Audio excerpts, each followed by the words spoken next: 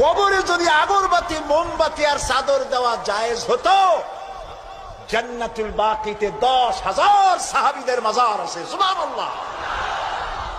হযরতে ওসমান রাদিয়াল্লাহু তাআলা আনহু শুয়ে আছেন জান্নাতুল বাকিতে। হযরতে আয়েশা আমাদের মা রাদিয়াল্লাহু তাআলা আনহা শুয়ে আছেন জান্নাতুল বাকিতে, উন্মুক্ত আকাশের নিচে।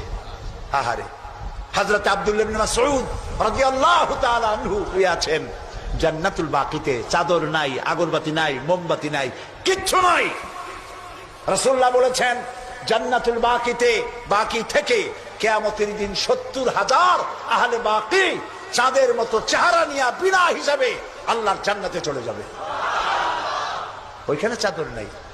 আর আমরা আমাদের দেশের পীর সাহেবদের মাজারে চাদর দিয়ে, আগরবাতি দিয়ে, মোমবাতি দিয়ে সর্বনাশ করছি। প্রিয় ভাই সব, এটি শিরক, এটা জীবনেও আমরা আর করবো না। রাজি আছেন?